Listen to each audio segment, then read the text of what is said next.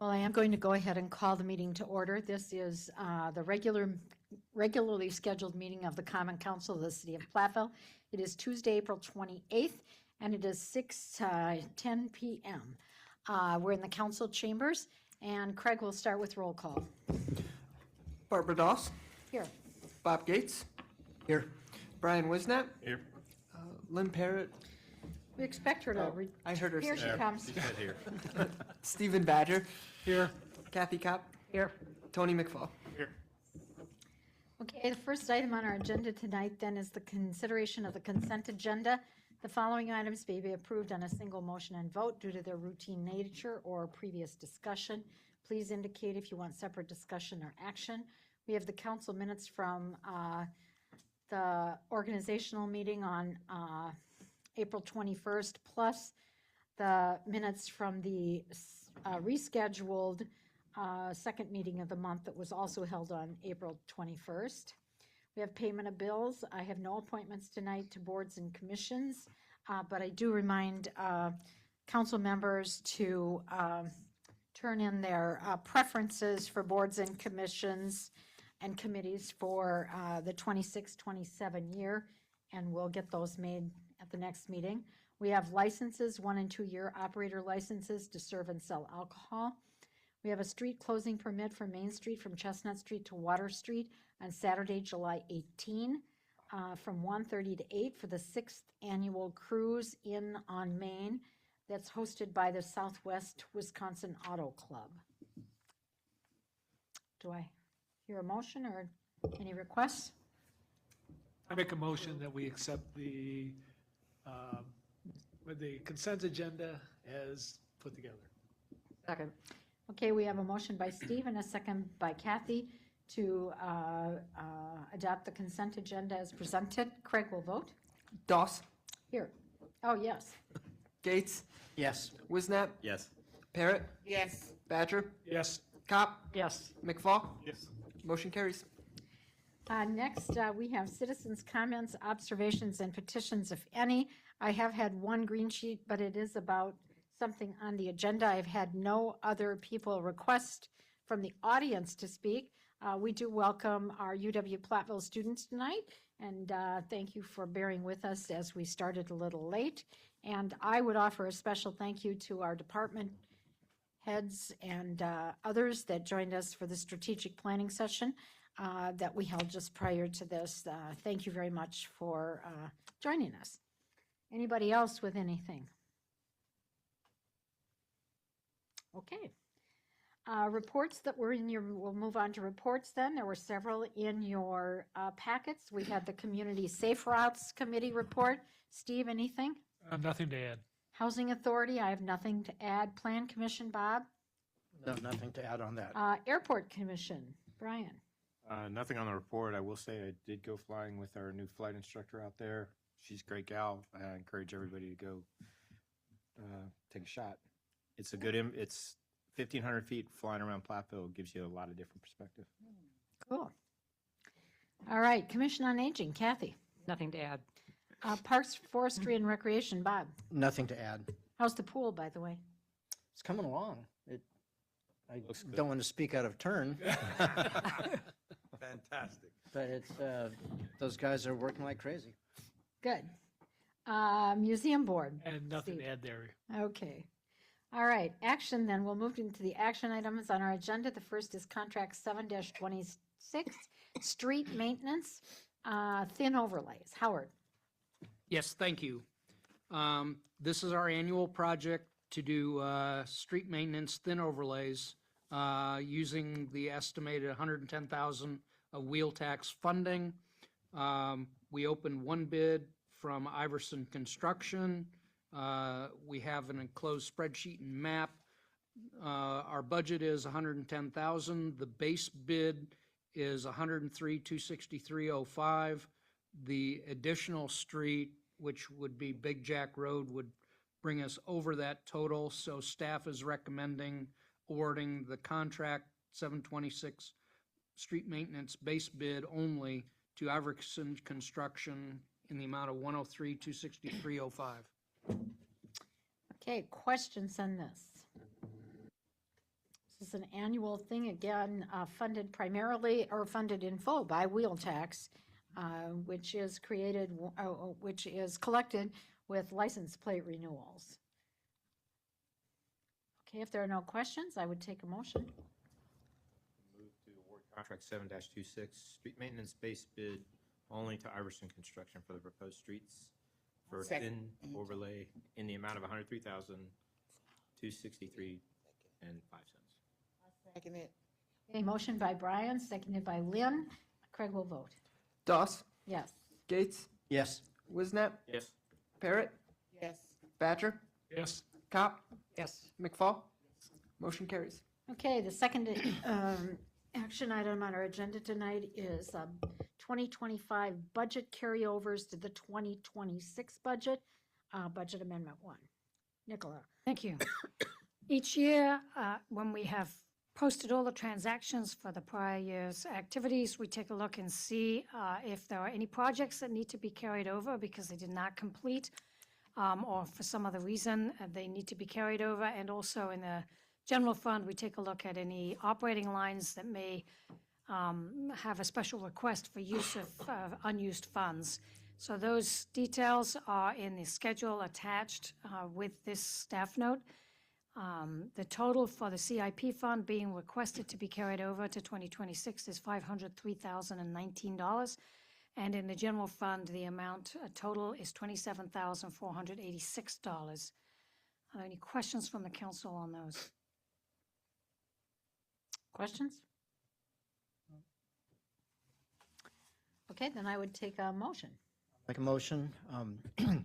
I make a motion to approve the carryover of $503,019 in the CIP fund and $27,486 in the general fund per the attached schedules. second, Okay, Craig will vote. Doss, Yes. Gates, Yes. Wisnat, Yes. Parrot, Yes. Badger, yes, Cop, Yes. McFall. Yes. Motion carries.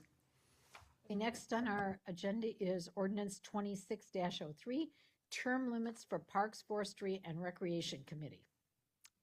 Robert. Thank you. This comes for the council from the recommendation by the Parks, Forestry, and Rec Committee to amend the Platteville Code, Section 344, to allow Parks and Rec Committee members to serve 2 consecutive 3-year terms before a mandatory 1-year absence. I updated the summary for all y'all to see as an attachment. The other recommendation proposing an ordinance amendment to authorize virtual attendance has been referred to city attorney. And then as soon as he has that prepared, I'll come back with that as well. But the current code language in 344B2 currently provides upon completion of a member's term, that member shall not be eligible for reappointment until at least a period of 1 year. All we're asking is to add 1 word to the ordinance, and then it allows them to have a second consecutive term. Okay, any questions on this? And thank you, Bob, for updating the length of term, composition, and authorizing actions for the various committees. And there were hardly any that had 1 year or 1 term only. So don't know how that all came to be. Any questions? I just want to clarify for the members of the, that board right now, how does the term stagger? The appointment? Yeah, the appointments are June 1st. I had June. thought they were May 1st, but they're actually June 1st. So we'll ask council to put it in the next meeting's agenda for reappointment.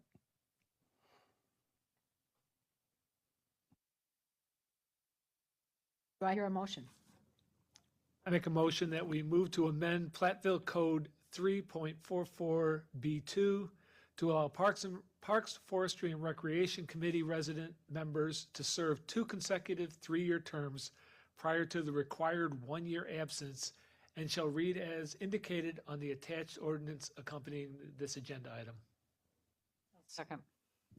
Okay, we have a motion and a second to move to allow folks who volunteer for the Parks, Forestry, and Recreation Committee to serve 2 consecutive 3-year terms, up from the 1 term allowed at present.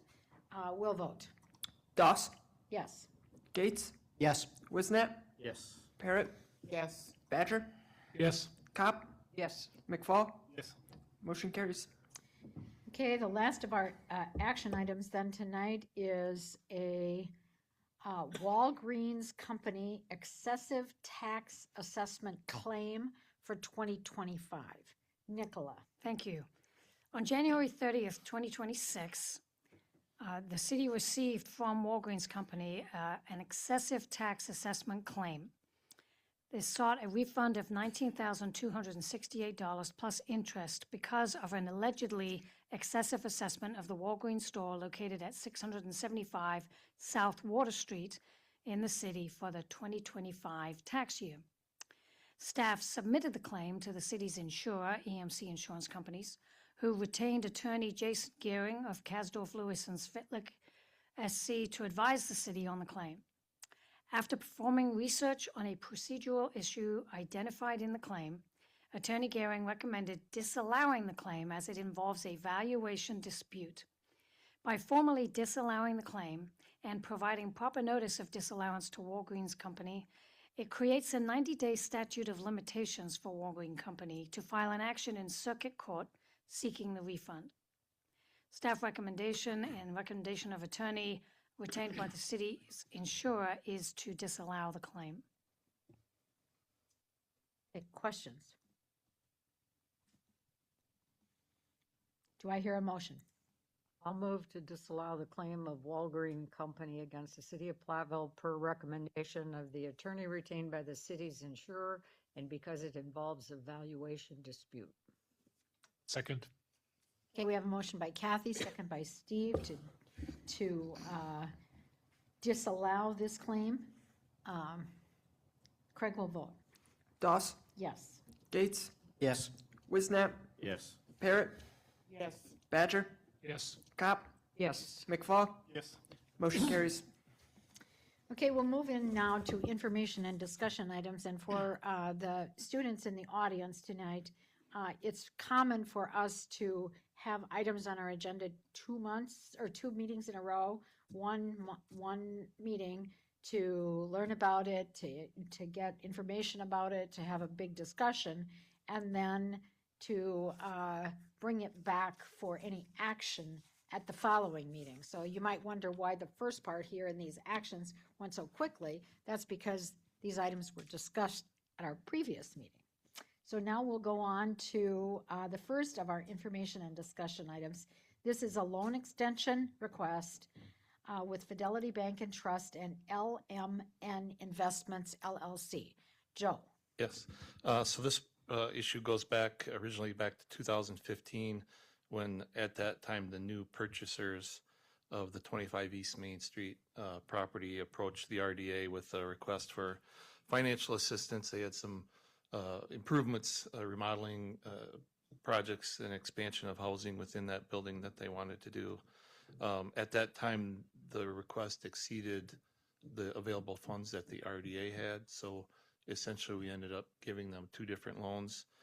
So originally it was $80,000 loan from the RDA. That was their own funds. And then the city council agreed to essentially borrow money from Fidelity Bank and do a pass-through loan to LMN for what was at that time $172,000 loan. So it was originally a 7-year balloon payment and 20-year amortization. So that money had since, or that loan had since come due. It was extended a couple times already for 2 additional years. We are now again at the end of that the last 2-year extension that was approved in 2024. So we're at the point now where we either have to extend the loan with L&M, or extend the loan with Fidelity Bank and Trust, or we got to pay it off.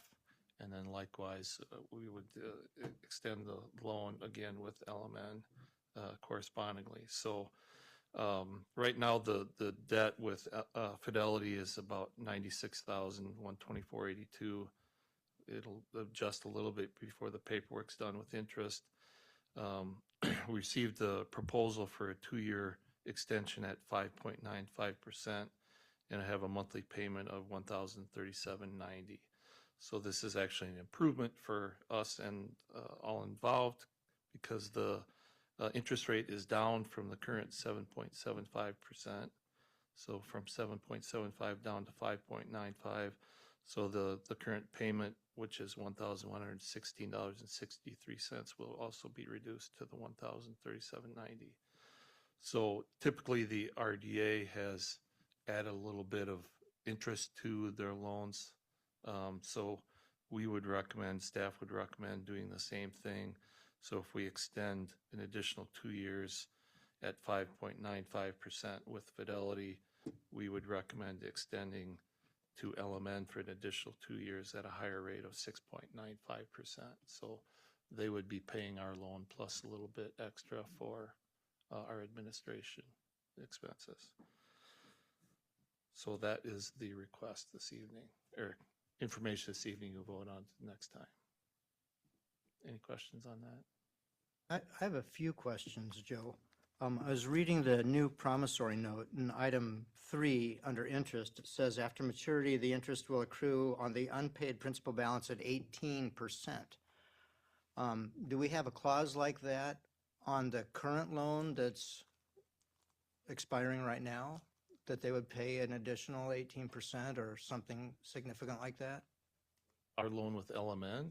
Yeah, because it seems like we're extending it now for the third time, right? Right. It's expiring in 2026. Right. This one says if they don't pay it by 2028, then they have to pay an additional 18%. Did we have anything like that in the last Have one? anything like that? No. And another question I have is, they've only paid $76,000 off of 172 since the beginning of the loan, and it's been extended twice. And so it doesn't seem too likely they'll pay off 96,000 in 2 years. So I'm not sure what the incentive is for them to pay it off if we're liable. Yeah, for I mean, the that's why remainder we're if they part of the default. reason we're adding the higher interest rate, so that it's less appealing for them to keep using us as a bank. Okay, But so to back up, the main issue is they got underwater on that project from the very beginning. Most of you weren't on the council then, Barb probably was, but when they were doing the initial project to remodel it, they discovered that the masonry on the front of that building was literally becoming detached from the building.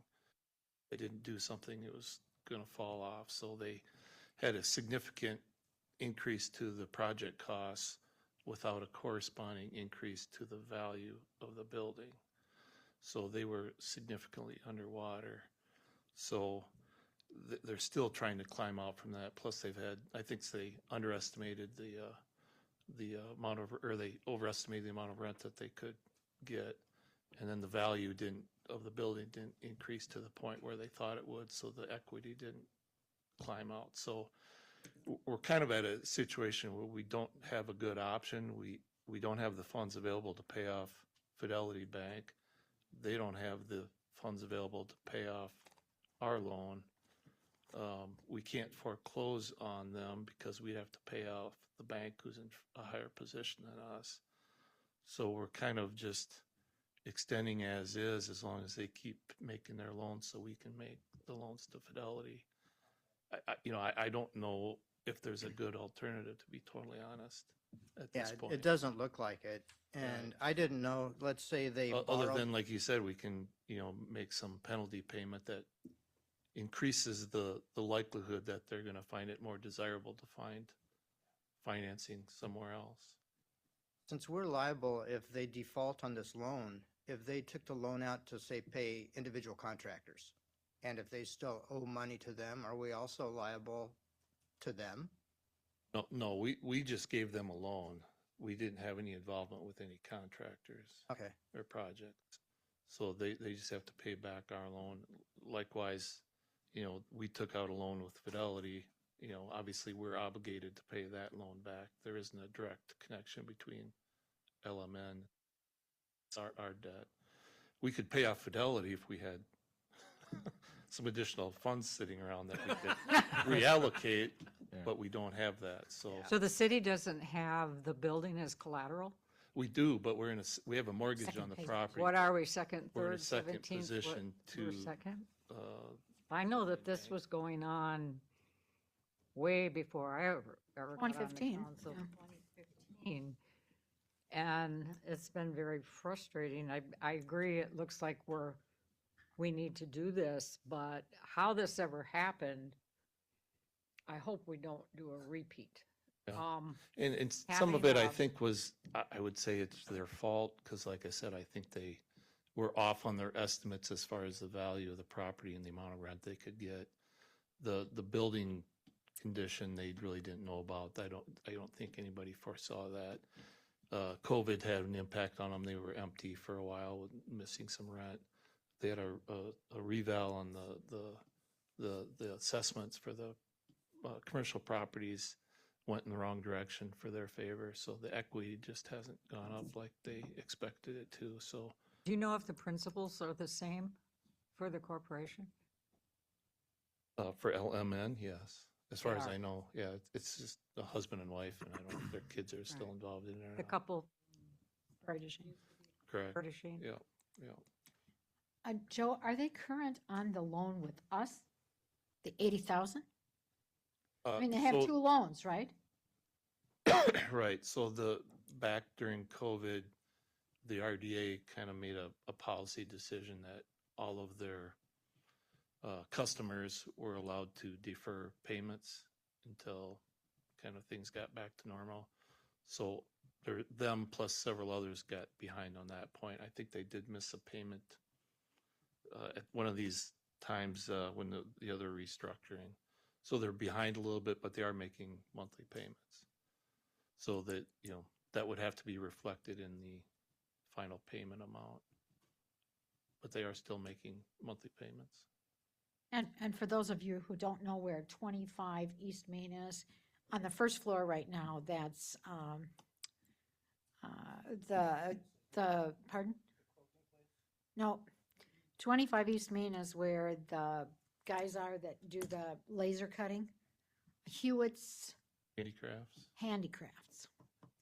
That would be 25 East Main, right? I believe. The journal used to be in there until The Platteville Journal was in there for a while, and then there was a women's clothing shop in there for a while, but now it's Hewitt's Handicrafts that came to that location from the industry part, or from the business incubator. So the odds of them being able to pay this off in 2 years is unlikely. I want to say for sure, but I'm not holding my breath. And so we will most likely be here 2 years from now, going through the same thing again. And if for some reason they were to default on the loan, we would perhaps be in trouble at that point. And so I guess one of the thoughts I would have is, would it make sense to get a longer term note with perhaps, maybe, I guess this is a note with a balloon, maybe get a longer term note on it. And, if we did have the issues, we could then just, in essence, finance through that. I don't know, maybe I'd raise that to Nicola, see what she thought on something like that. Ideally, the borrower would get private financing. So that would be one way that this might be paid off, not just out of their pockets, but rather through going to a banking institution, and that way they may get a more favorable interest rate direct from the bank versus coming through us. So to me, the 2-year term kind of helps to have a prompt for thinking about that, which is advantageous. I'm not sure if there's a disadvantage to the 2 years rather than extending it for longer. Joe, I don't know if you have any opinion about that. Yeah, I mean, the only other idea that I had was essentially we shut down the RDA, so to speak, as far as giving out additional financing. And then when their other loans that they have out with other businesses get paid back, we take that money and pay off Fidelity. So at least we get Fidelity loan out of the picture, and then we're just dealing with LMN. Give us more flexibility on how we could structure that future debt. But like I said, that would kind of shut the RDA. They don't have a lot of money right now, but it's all lent out. So as that gets paid back, that would give them some additional funding that we could allocate that funding. Something to consider, I guess. I can't remember if I asked you this. What's the current value, market value of this property? I do not know that offhand. Because I think that goes to Steve's point that, it's like how are they underwater, or have they built equity through these years of payments? I'm pretty sure he mentioned earlier that they're underwater with it even at this point. That was what I was told. I don't have any substantial evidence to back that, but that's what I was told. 6.95 enough of a nudge? Yeah, my concern is I also want to make sure that they can keep making payments. Yeah, where's the break point, right? Because if they stop making payments, then we've got a big mess. Right. Is it possible, maybe,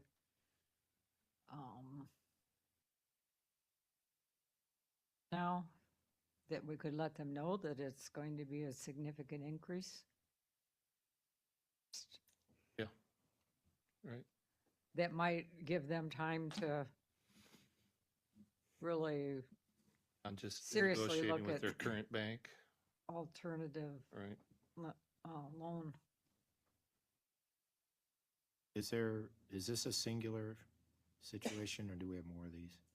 I don't want to list, but is this? We have these type loans or, Well, or with this person? no, these type loans in this situation. Maybe. None that we have an additional loan with the bank. Yeah. I mean, there's another property downtown that is having some issues, but the property's for sale, so we're hoping that they'll be able to, at least pay off their loan to the RDA in the near Okay. future. Thank you. But as part, their loans over the years have been paid back without issue. Is this the only property that LMN has in the city? I believe so. I know they did have some other residential property, but I believe they've all been sold. Okay, well, we'll see this back at our council meeting in 2 weeks. We'll move on to the next agenda item, which is Industry Park Land Sale Lot 47. Joe and Abby, I think, is that right? Yep. I'll kick it off and Abby can jump in. So Abby, for the most part, city staff, PADIC, have been working on the sale. It's a lot in the industry park, so it's lot 47. It's located at 305 Phillips Road, kind of the northwest portion of the park. So Okay, just a minute. For those of you who are in the audience who have no idea where Phillips Road is or where this lot might be, if you were looking at Pioneer Ford, there's a little road that goes up along Pioneer Ford. It's on the left-hand side of that road. So it's kind of there by Pioneer Lanes and Pioneer Ford. So the purchaser would like to acquire approximately 1.5 acres of that current 2.69 acre parcel. I know that at one point they talked about a right of first refusal on the other half. I'm not sure if that's going to happen or not. But the purchaser, I don't know if I could say who it is at this point. I did say it in my staff report, but I'm just going to continue. They provide water testing to services, municipalities, industries, private wells. They would build a lab building, office space, 7,200 square feet, estimated construction cost, $650,000, have 8 full-time employees. So we do have a land price formula that kind of guides the land sales industry park. For smaller projects like this, it's a little bit more of a negotiated case-by-case basis. The main land price formula it starts at $175,000 an acre, but it can be reduced to as much as $1 per acre if there's enough investment. But in this case, the formula doesn't work for smaller projects. So PADIC has negotiated a purchase price of $45,000 for the 1.5 acres, but the buyer would also be responsible for constructing the stormwater pond to service the entire Lot 7, or excuse me, Lot 47, which has an estimated $62,000 construction cost. And then they'd be looking at a TIF incentive that would pay for half of that over time based on their increased investment. So Abby, anything that I'm missing on that? I don't think anything you're missing. I would say just so you guys know, the minimum construction cost would be $650,000. They have gotten a bit better and more concrete construction cost. That's going to take it closer to that $950,000 to $1.1 million, but still the same purchase price of $45,000. I did just get an email while I was sitting here from Dan Dressens, and the actual lot size would be approximately 1.34 acres for the south half, which is the sorry, I'm directionally challenged. For the south half of the lot which they would be purchasing, leaving the remainder lot at 1.35 acres, and that lot would also have the stormwater retention pond on it. As Joe said, the estimated cost of construction for that is around $62,000. And this client has also agreed to do the maintenance, the continued maintenance on that stormwater retention pond, irregardless of who would purchase the other half of the lot. So Well, and- questions? Oh, sorry, I was just Comments? going to mention that typical for other land sales in the industry park, we would have a development agreement, we do a construction deadline and repurchase agreement. And then in this case, we would have a TIF assistance agreement regarding the details of paying for that pond. So we have a draft of all those agreements have been provided to the purchaser. I've sent those to the city attorney for review, and they are drafting the TIF agreement. Should have those before the next meeting. Abby, can you move to I think the next photo in your packet? Do you have I just want to understand where the stormwater retention pond's going to go. So in the green, the stormwater retention pond, where Jody has it pulled up, it's that green area at the very north side of So the the lot. very north side of the Yep. lot. Okay. Yeah, what's the deadline for construction for them, just roughly? Years? 2 years? Okay. Mhm. They would like to start construction. What'd you say? Here. Uh, Did you want to ask another question? They would like to start construction as soon as humanly possible. You good now? No other questions, I promise. That's cute though. Any other questions that Abby can answer? Okay, great. Next, we have on the agenda comprehensive plan update.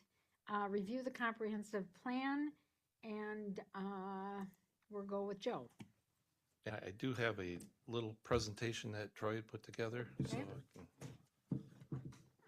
put that up.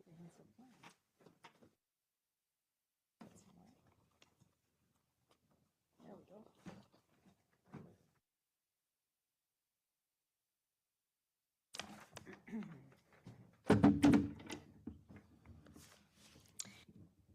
Okay, again, if you guys aren't familiar with cities, by state law, state statute are required to have a comprehensive plan.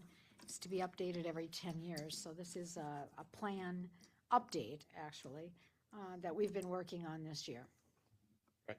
Yeah, so the city's been working with Southwestern Wisconsin Regional Planning Commission on this update for the last year. So at the beginning, they one of the things that we looked at internally was the existing plan, which was done in 2013. and looked at, kind of what has been completed, what hasn't been completed, as kind of just a starting exercise. And I know Troy just kind of picked a few things out of that plan that, we were able to check off the box. Expanded the public library was a big one that was mentioned back then. Improving the streetscapes, the decorative lighting, banners, hanging floor baskets, et cetera, which was originally just on Main Street, has been, extended to Second Street, and some of the decorative concrete has been extended elsewhere. Added bus service, increased development near US Highway 151 and Business 151 interchange. But the main thing I wanted to make sure was included, just to give you a little background of, what we've gone through to get to where we are here. So we kind of started, back not quite a year ago. Kind of the first thing that we did was set up a steering committee. And if you got the actual plan, it's kind of on the second page of that plan is the members, but it was people throughout the community that are involved in different organizations and involved in the community, school district, PADIC, chamber, et cetera, and to get them involved in the process so they could be kind of the sounding board, give advice, recommendations on the process that we follow, as well as the plan itself as we were moving through it. So they met at 4 different times during this process to give feedback and input. There was also a survey that was conducted, a community-wide survey that was sent out during that process to get community input into the plan. There were 2 open houses that were available to anybody who was interested that could come in and make comments, and they had it set up where there was information that was out there that they could comment specifically on the boards and tables and so forth, as well as provide just general comments. And then they had some specific meetings with UWP students on campus, as well as the high school students at the university. So all of that, plus the information from the existing plan, was kind of put into the initial draft document and then made available for public comment as we move through the process. So why do we do a plan like this? It's a lot of work, a lot of effort, but it helps set community direction for future projects, developments, local initiatives such as budgets, strategic planning, that type of activity. And of course, one of the main issues is we have to meet state requirements for future land use decisions. So speaking of which, there is a state law that really provides a requirement that we do a comprehensive plan. So any municipality that's in the land use business, meaning that if we have an ordinance that deals with governing or restricting requirements regarding land use, we have to have a comprehensive plan. So typically that's the subdivision ordinance and the zoning ordinance, which of course we have both of those. So because of that, we have to have a comprehensive plan. That 661001 is the statutes that aligns all the information that we're supposed to address through this process. And the state just recently adopted some amendments to that part of the statute, which added to that long list of items to take a look at. So the law says that land use ordinances, again, the zoning subdivision ordinance must be consistent with the plan. And then there's also a long list of projects included in there.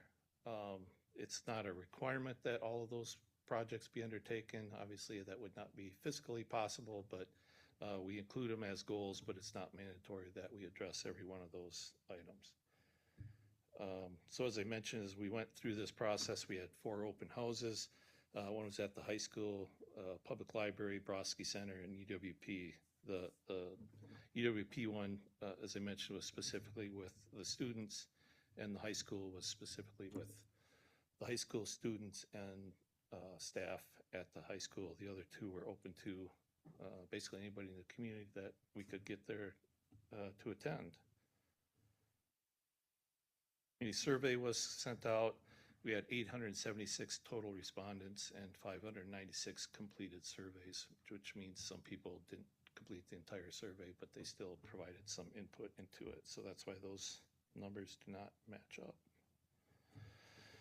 And then that all kind of led to a draft document that we have to, again, part of that state law is we have to have a formal public review and comment. So when we had the draft document prepared, made it available on our website, the UW, or the Regional Planning Commission's website, people could review it, make comments. And we did receive a lot of emails, phone calls, written comments that were submitted.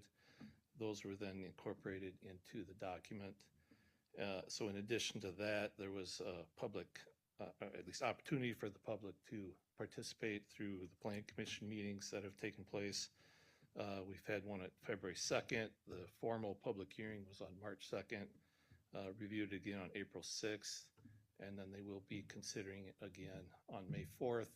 And hopefully at that meeting, they will be making a recommendation to the council. So it'll come back to the council with additional recommendation from the Plan Commission. So that's kind of the process to get to this point. There were a couple of items I wanted to point out in the document itself.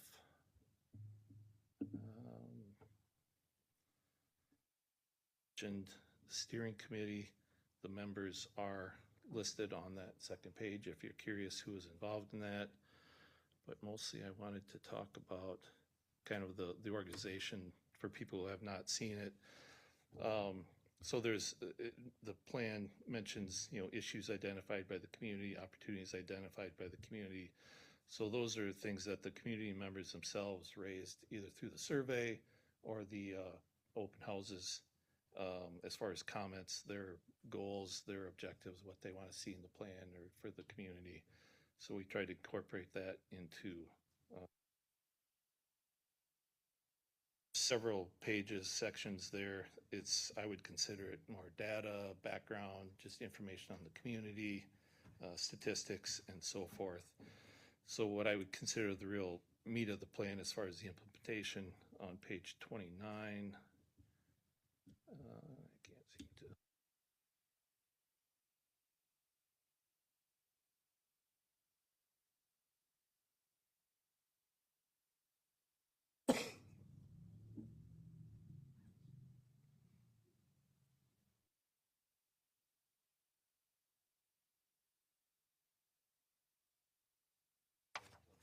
And the goals, recommendations are kind of organized within a couple of broader categories.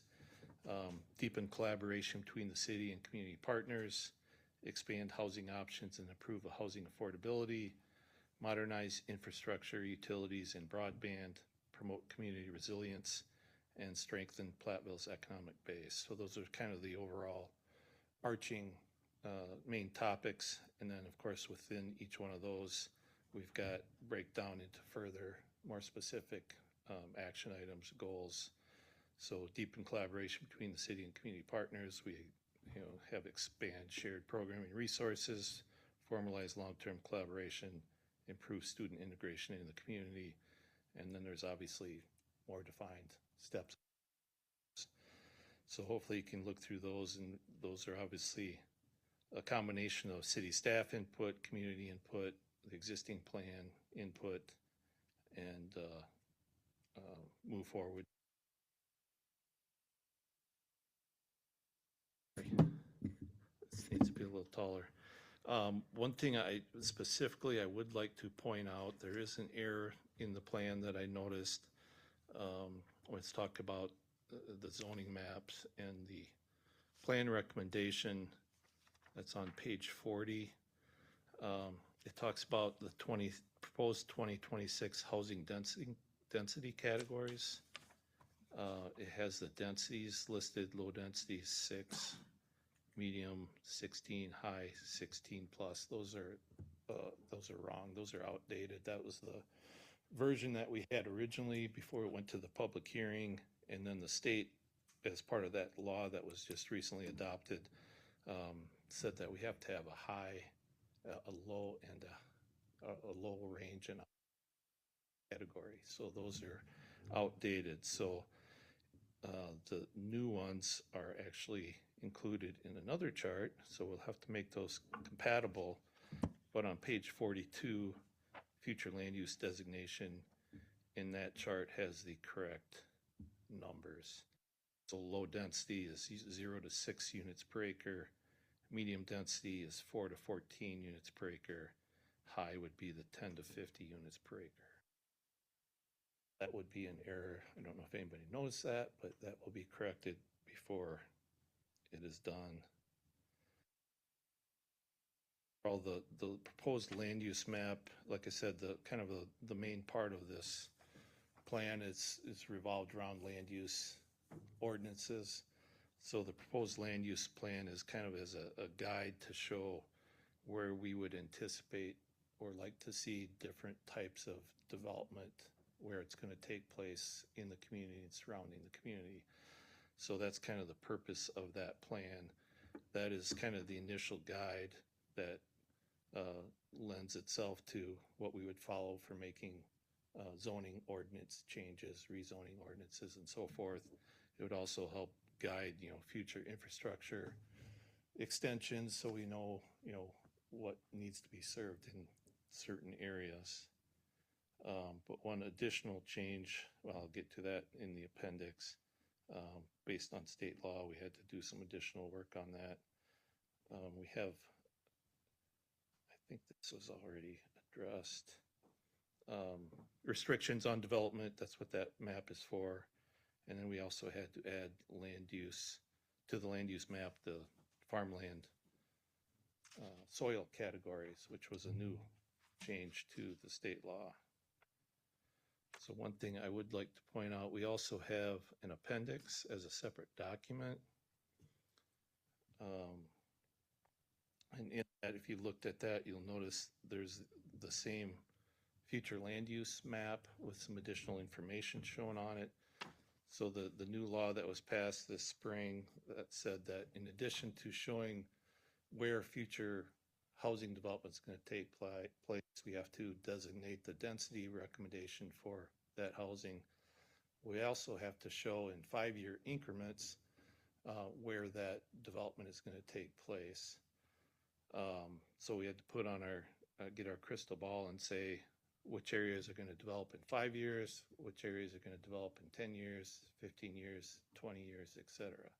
So that's what those inserts are in the appendix, is breaking down where we anticipate future residential development taking place and approximately when we would anticipate that development to actually happen. Which there's no way to predict that, but they told us we have to do that, so this is our best guess as to when that development would take place. And then the last thing in the appendix, you'll see a lot of action items. So these are items left from the 2013 plan that we're calling it that are relevant. They haven't been completed. Some cases, some of them were crossed off because they just didn't make sense anymore for the community for something else that had happened. But these are carryovers from the plan as far as goals, strategies, action items, and then they're broken down by the categories of the overall plan. So it's kind of carrying forward some of the information from the existing plan to this. So Joe, is it true that the 2013 comprehensive plan was a city of Platteville and a town of Platteville comprehensive plan? Sort of. Absolutely. They didn't provide any financial assistance, so they did take part a little bit in some of the meetings. The plan before that was a joint community plan between the city and the township. They were direct participants. They provided financial assistance. We did invite them to take part in this particular activity this time around, and they declined. So I think essentially they're going under the county's plan at this point. Some of these relevant actions from the 2013 comprehensive plan that were not implemented, enacted, could be as a result of the town's input? Very well, yes. Yeah. That's very possible. And, I forgot that I did, when we put this together, Alyssa put them all in a spreadsheet, and I think there were 197 different action items. Now, obviously, from a budget standpoint, it's just not possible to implement all of those. So there were some that just were eliminated just because they no longer were a priority enough to include. But for the most part, we tried to include them if they still seemed to be relevant in some form or fashion. So as I mentioned, kind of the next step, this is to get it in front of you, take a look at it, make sure you understand what's in there. If you have any requests for additional information, clarification, obviously let us know. But the plan itself will go to the Plan Commission at their next meeting on May 4th.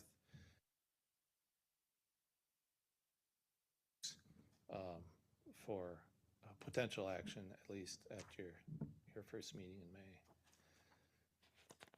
So the 5 and 10 and 15 and 20-year future development, those aren't restrictions at all. Those are just best guess. Here's when development is going to happen. So I tried to be somewhat scientific at it. Obviously, the land that is adjacent to existing city street has access. There's utilities already available, are going to develop first. If there's additional extensions that are required, that's going to be farther down the route, down the line. I looked at, is it easy to develop or is it not? Has there been interest shown in some development on some of those properties that would move it up? So I tried to incorporate that into, comes down to it, it's just a guess, to be totally honest. But if 2 years from now they wanted some land that was 20 years on, that's not a problem. Right, yeah, I don't think there's any teeth to it. I'm not really sure why they required it. My best guess is that it came out of, activities in the Madison area where you have a lot more development. And, if people are, they buy a house and there's a vacant lot next to them, they want to have a better idea of what's going to happen on.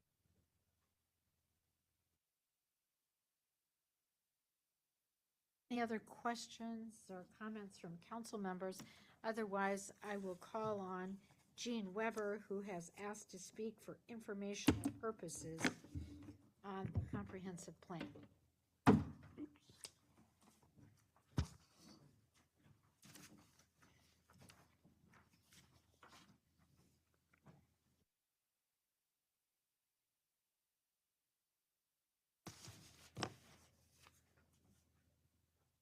Good evening. My name is Gene Weber, and I live at 1285 Union Street. As shared via email, we recommend you designate the land just west of Westview School, the area of annexation that we visited with a few months ago with Jim Schneller, as low-density residential in your city comprehensive plan. In addition, please revise the city R1 zoning to allow a lot size of each single-family residence to be consistent with the recently passed Senate Bill 480, now the Wisconsin Act 235, which indicates something less than a 7,500 square foot lot. Jim Schneller and I, along with many others, have both contacted Senator Markline and Representative Tranel, encouraging this bill to enable cities to develop housing-only TIDs, enabling developers to work with cities to fund basic infrastructure, that being streets, water and sewer, fire protection. Senator Markline called me on March 18th to share the bill had passed the Senate.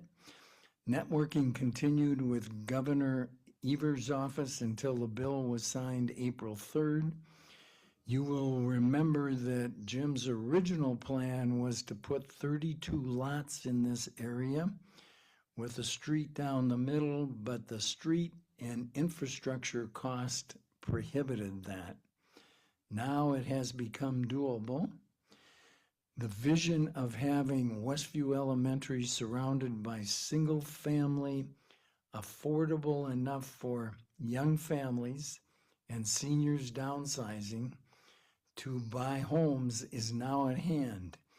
You have heard this request to promote single-family housing from your surveys and consistently from our Westview neighborhood. We have just had another family move into our neighborhood on West Hill Street from Jefferson Street because it is a single-family neighborhood. The demand for this type of neighborhood is significant. To designate this neighborhood area as medium density would allow R3 apartment buildings someday. When the state determines that Platteville has a housing shortage and the city could not stop it. I will likely be gone long before that occurs, but that does not eliminate our responsibility to plan this residential neighborhood appropriately for future families next to Westview School. Our neighbors have asked us to share the proposed medium density raises serious concerns regarding traffic volume and student safety. Areas adjacent to the elementary schools are widely recognized as sensitive zones, requiring careful planning to minimize congestion and conflict points. During daily drop-off and pickup periods, traffic in the Westview area already increases substantially, with frequent stopping, turning movements, and pedestrian crossings involving young children. The second point, medium density development would be expected to generate significantly higher number of vehicle trips compared to single-family housing. This increase would add to peak hour congestion, reduce visibility, and heighten the risk of vehicle pedestrian conflicts. Best practices in school siting and transportation planning emphasizes maintaining lower intensity land use near the elementary schools to protect safe routes for students, whether they walk, bike, or are transported by family members or buses. And the final point, medium density could lead to significantly altering the established character of the surrounding neighborhood, which is composed almost entirely of single-family homes. Land use categorization shapes the lived experience of a community. Introducing medium-density housing into the middle of a predominantly single-family area creates a mismatch in scale, intensity, and use that can disrupt the cohesion of the neighborhood. Residents choose this area with a reasonable expectation of stability in zoning and land use. A change like this would fundamentally shift the feel and function of the neighborhood, replacing a consistent residential environment with one that is more transient, higher traffic, and less aligned with our existing pattern of development. In closing, again, please designate the land west of Westview as low-density residential in your city comprehensive plan.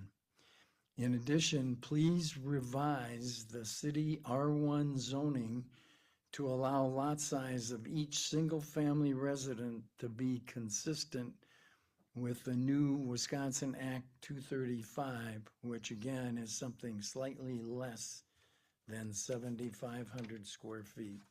Hey, thank you for your time. Appreciate all that you do. Thank you. Okay, anybody else have comments, questions on the comprehensive plan? Maybe a quick timetable. It goes to Plan Commission on the 4th, Correct. and then It comes back here on the first meeting in May, for and information, we can do it for information. and then 2 weeks after Accept that, that. I think it's big enough that we Right. should do it Okay. that way. Okay. So it'll be coming back Okay. for information on the first meeting in May, and then for possible adoption, second meeting in May. Okay? Folks, I have to have one more motion. Motion we adjourn? Second it. Okay, we have a motion by Brian and a second by Lynn to adjourn. Craig, we'll vote. Doss, Yes. Gates, Yes. Wisnap, Yes. Parrot, Yes. Badger, Yes. Cop, Yes. McFaw. Yes. Motion carries.